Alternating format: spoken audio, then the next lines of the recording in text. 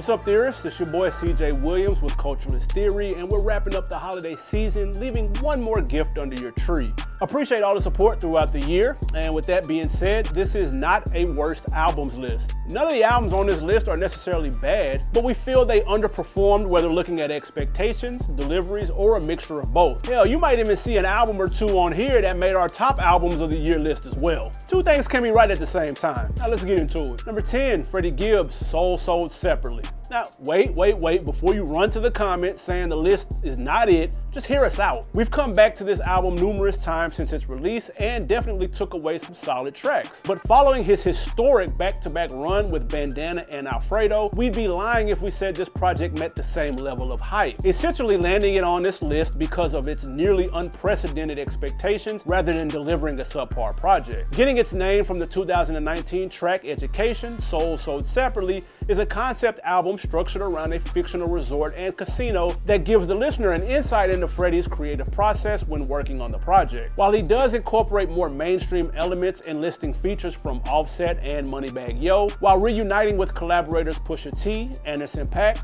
Rick Ross, and Scarface, Gibbs manages to deliver some of his strongest material with tracks like Blackest in the Room, Grandma's Stove, CIA, and Decoded. The album did see a slight decline in critical acclaim from his previous two projects. Despite the dip, Gibbs sees his second highest commercial performance behind Alfredo, moving nearly 22,000 in its first week. His ambitious vision was brought to life with a wide variety of production, features, and skits. However, this enthusiastic undertaking just wasn't as polished and cohesive as his projects where executive producers took the reins. Number 9, Dreamville DDay. Usually these label albums wouldn't build up enough anticipation to even be considered for lists like this. But after Return of the Dreamers 3, Dreamville upped the ante, making us wonder what they had in store next. Those expectations combined with the Midas touch DJ Drama has had during this resurgence makes the release that much more underwhelming. Using some previously recorded material and about 10 days worth of brainstorming, the project dropped less than 48 hours before the 2022 Dreamville Fest got started. Even with its mixed reviews, DDay still managed to debut at number 1, selling nearly 33,000 first week, which was a remarkable commercial feat. In addition to appearances by everyone from the label, the project would also see features from 2 Chainz, Young Nudy, and A$AP Ferg, among others. Despite offering some solid tracks like Freedom of Speech, Blackberry Sap, and Stick, the project fails to provide any follow-ups to Under the Sun, Down Bad, or Sacrifices. Removing filler like Starting 5, Hair Salon, and Ballin' in Newport would have freed up track space to focus on the posse cuts that made Return of the Dreamers 3 so successful. It would also set the stage for what the label had lined up for the rest of the year. Luckily, JID and Ari's releases would end up topping a lot of year-end lists. Number 8, Corday, From a Bird's Eye View. Corday's sophomore release had the potential to cement him as one of the industry's most promising up-and-coming lyricists. The execution, however, was undistinguishable and left little to remember. Shipping out 20,000 first week to weaker reviews than Lost Boy, Bird's Eye View saw Corday taking both a critical and commercial step backwards. During an interview with Apple Music in August 2020, Corday said that he was 100 songs deep into the project, which just makes us wonder how he settled on these 14. Despite appearances from artists like Freddie Gibbs, Lil Wayne, Gunna, and Lil Durk, Corday never truly utilized the resources his debut opened up for him, delivering material with no substance or staying power. In the past, he stood out with his storytelling, introspective subjects, and creativity, leaving Bird's Eye View to feel like an incomplete follow-up to The Lost Boy. He still shines on tracks like Sinister, Chronicles, and Champagne Glasses, but the majority of the album sounds repetitive and sonically immature compared to his debut. We think a more pronounced focus on production,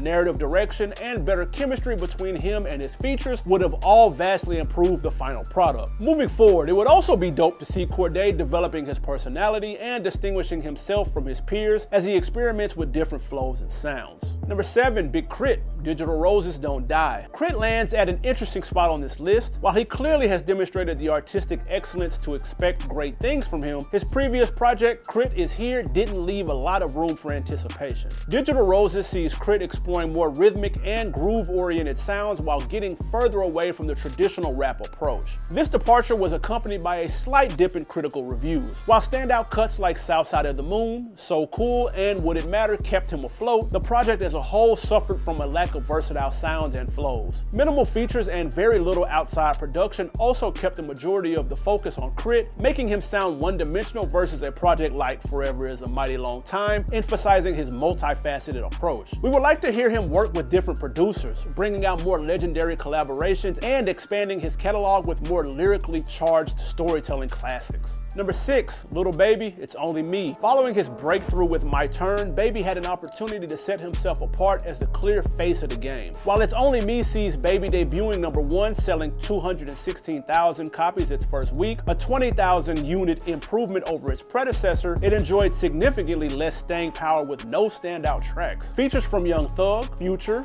ESTG, and Nardo Wick helped to fill out the album, but without his frequent collaborators 42 Dugg and Lil Durk, the lack of chemistry on these tracks is apparent. The noticeable reduction in producers leads to a more repetitive and predictable sound. Ultimately, Baby's inability to elevate his artistry left the project feeling lifeless and redundant at points. Experimenting with more crossover elements and creating soundscapes that play to his advantage will help him establish more footing with future projects. Number 5, Pusha T, It's Almost Dry. We know this album made a lot of year-end lists. Hell, it even made mine. Again, it making this list is not an indication of poor quality, but from its concept, the added pressure of a second consecutive Grammy nomination, and its responsibilities in following Daytona, It's Almost Dry had its hands full from the outset. Structured as an unofficial versus between Kanye and Pharrell over who provides better beats for Push, we come across our first problem. Dude been working with them two almost exclusively his whole career. Push stated that he got the album's title from the process of waiting for a work of art to be completed, i.e. the paint is almost dry, with the double meaning implying he's still providing product for the customers. Had he taken that creativity and applied it to working with new producers, i.e. Madlib versus Alchemist, we could have seen a side of Push he hadn't explored yet in his 20-year career. Additionally, the Coke bar lane in rap is as competitive as it's ever been, with nearly the entire Griselda lineup dropping, and then you had releases from Gibbs and others. Push had more claims to the throne than ever before, and we honestly don't feel like he met them with the same hunger 2018 Push would have. The album would do 55,000 its first week, becoming Push's first #1, but throughout the year it's been overshadowed in some rotations by Tana Talk 4, Soul Sold Separately, and Bodie James's tapes with Future Wave and Real Bad Man. While songs like Scrape It Off and Rock and Roll may have been scrapped on our final cut, we still highly recommend checking out Brambleton, Neck and Wrist with Hove, and I Pray For You, which sees Malice outshining his brother after stepping back into the booth. Okay, maybe we're nitpicking, but take this as a challenge next time, Push. Number 4, Westside Boogie,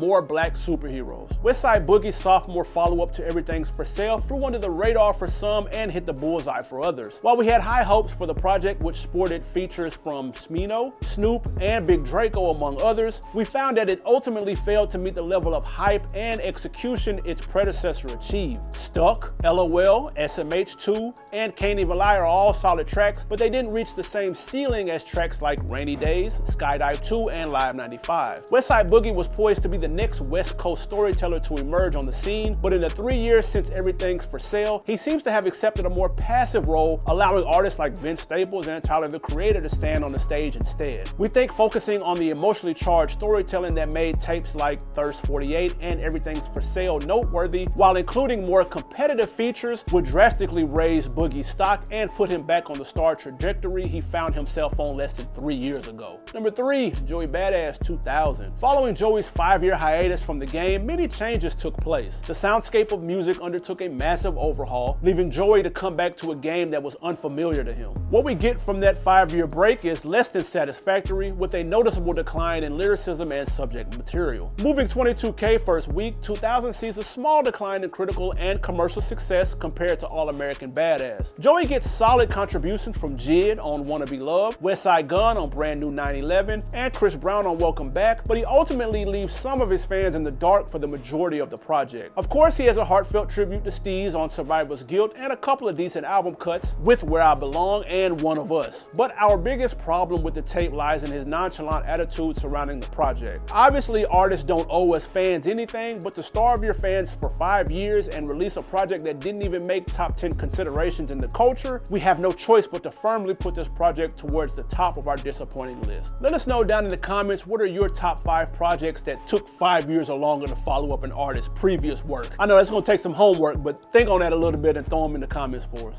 Number 2, Saba, Few Good Things. Echoing a lot of similar notes, Few Good Things follows a 4-year gap post-Care For Me. While Saba steadily released singles and features over this gap, Saba's third studio album had a lot of expectations and relatively little follow-through. He sports high-profile features from Black Thought, Smino, and G Herbo, but fails to capture the emotion and storytelling genius heard on Care For Me. Few Good Things itself was a solid album. Being released in someone else's catalog would have most likely kept it from making our list. But Saba had big shoes to fill on this one, and while we don't fault him for raising the bar, we can't sugarcoat it and say that he rose to the occasion. That being said, the 4-year wait for this project pales in comparison to the number 1 spot on our list. Number 1, Black Star, No Fear of Time. 24 years, 33 minutes, and executive production from Madlib. That's how long it took to get a follow-up to their acclaimed debut. What we got in return for our decades of patience and the stakes that were set on this album? Did we forget to mention it's only available on their streaming service, Luminary, which has no other albums on it? If you know hip-hop culture, then you know just how foundational artists like Yasin Bey and Talib Kweli are, which really hurts us to put such an anticipated album at the top of such an anticlimactic list. From the structure to the rollout and everything in between, it felt like Black Star laughed in our face when dropping this project that was more than 20 years in the making. Coming in at just 9 tracks and again a little over 33 minutes, the Madlib executive producer album contains features from Black Thought and Yummy Bingham, but not much else. Seemingly getting the most subdued and lackluster Madlib production since before Pinata, No Fear of Time is a masterclass on how to isolate your fan base, underachieve on astonishing expectations, and reshape a legacy that stood for more than 2 decades. We know we're going hard on this tape, but honestly it's the embodiment of disappointing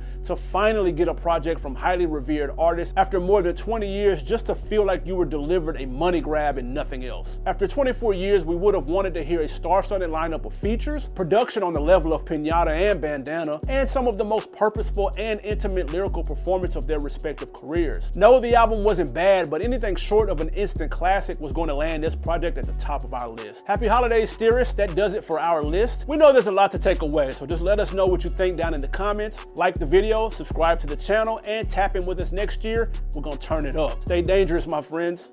I'm out.